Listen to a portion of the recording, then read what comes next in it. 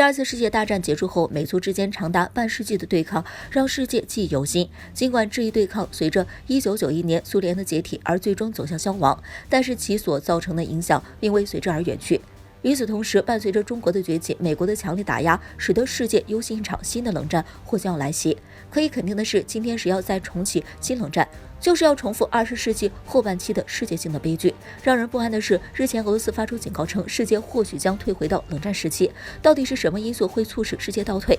据报道介绍称，俄罗斯外交部北极国际合作事务巡回大使尼古拉·科尔丘诺夫表示，北极地区军事活动日益提升和信任措施削弱，可能使世界倒退几十年，回到冷战状态。我们知道，北极地区是俄罗斯战略威慑的前沿基地，因此对于该地区的情况也是最为了解的。尼古拉表示，不仅军事活动日益增长，而且一些国家最近所表现出来的军事遏制政策，在其他北极国家领土上加强其军事基础设施过渡等，都证明了上述迹象。而这些迹象背后所反映出来的是各国之间信任的削弱，这也是美苏冷战时期的一个特点。因此，对于这种现象，尼古拉强调称，这可能使我们后退几十年，回到冷战时期。近些年来，北极的战略意义逐渐凸显，一方面其拥有巨大的开发空间。据美国地质调查局称，北冰洋石油储量约占全世界的13%，天然气约占全世界的30%。另一方面，也是由于其重要的战略位置，在这样的前提下，一心想做世界霸主的美国自然不会放过这片宝地。如前一段时间，美军签发了一份北极战略蓝图，该战略概述了未来20年美国海上力量将如何应对北极航道适航性提升以及北极海域环境复杂化所带来的挑战。再由美军密集地联手北约盟友，在北极周边举行所谓的军事演习活动。可以说，美军一系列的举动都在最大程度上加速了北极的军事化进程。但是，一向奉行霸权主义的美军却把自己的行为当作是理所当然，反而将矛头对准其他右外国家，批评中国在北极地区的活动构成威胁。这样的中国威胁论，中国已经听了太多。让人欣慰的是，这一次俄罗斯替中国仗义直言，表示中国在北极地区的活动并不构成威胁，而是良好行为的榜样。中国在北极地区并没有任何军事活动，又何来所谓的威胁？另外，中国在北极地区的一系列举动都是在尊重北极国家意愿的前提下进行的，反而是美国仗着自己雄厚的军事实力，在该地区任意妄为，频繁挑动北极地区的紧张局势。可以预见的一点是，未来围绕北极地区的争夺也将会随着美国的加入而越来越激烈。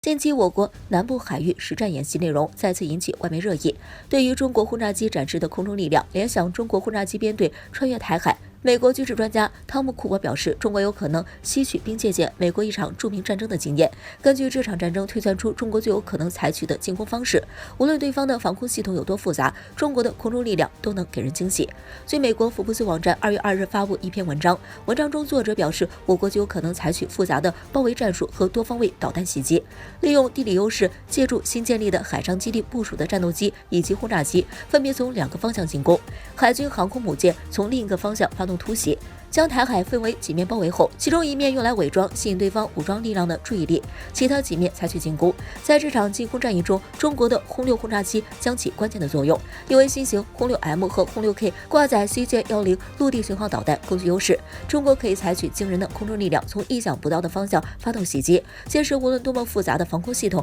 也会在中国轰炸机的轮番轰炸下不堪一击。其中这项战术的主要依据，美国海湾战争和2018年大马士革和霍姆斯轰炸的战术的成功。以我国对海湾战争的研究程度，不少专家都强烈认为我国会吸取经验，利用舰队和战机可以采取美国的战术包围该岛。美专家这一声东击西、导弹轰炸让对方先丧失战斗力的方案不失为好方案，但中国会采取让敌人或者专家猜出来的方案吗？如同前段时间的西方韭菜暴打华尔街一样，按照正常逻辑或是小说电视剧的情节，应该是头脑大战，高手过招，现实却是搞后台、控屏、拔网线。事实证明，现实往往出乎意料。你以为我会采取复杂的战术，又是包围又是突袭轰炸，结果我直接最简单粗暴攻势也不是不可能，反之亦然。美国惯用的技术并不一定适合中国，况且台海对于我国的意义重大，它并不是美国跟叙利亚的关系，直接突袭猛烈进攻就完事是不可能的。而且以美国轰炸战术造成的平民伤害以及基建破坏的严重程度，我国要是采用，肯定会落人口实，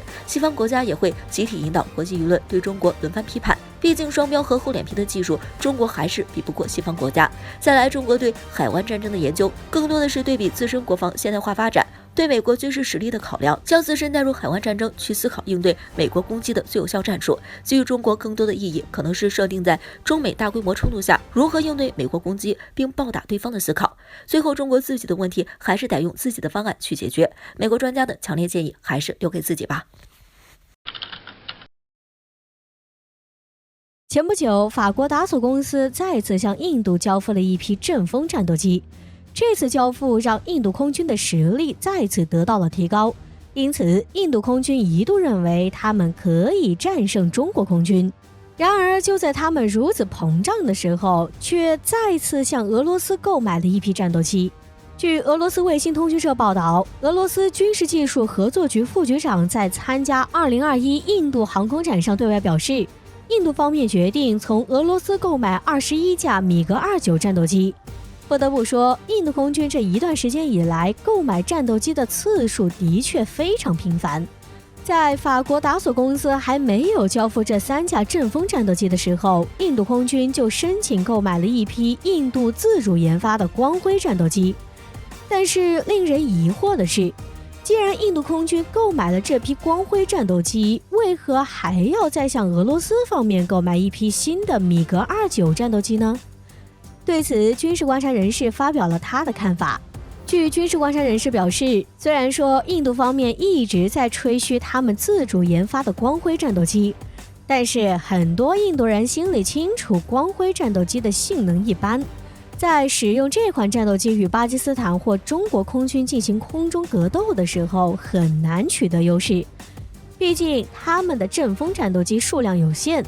所以说在大多数情况下他们还是得使用一般的战斗机，因此他们只能继续购买俄罗斯的米格29战斗机，并且印度方面还决定，除了向俄罗斯购买一批米格29战斗机之外，他们还决定对印度空军中的59架此类战斗机进行现代化改造。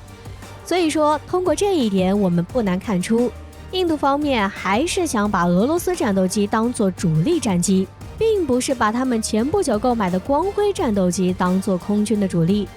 虽然说印度购买了俄罗斯的米格29战斗机之后实力会有所提高，但是仍然有一点还是会令印度空军担忧。众所周知，印度的海军和空军中都有一些米格29战斗机，最为重要的是米格29K 战斗机还是印度海军维克拉玛蒂号航空母舰的舰载战斗机。早在去年2月底的时候，印度海军就出现了米格29K 舰载战斗机坠毁事故。然而仅隔几个月后，印度海军再次出现了一次米格29K 舰载战斗机坠毁事故。所以说，不少印度人开始担心这款战斗机的性能，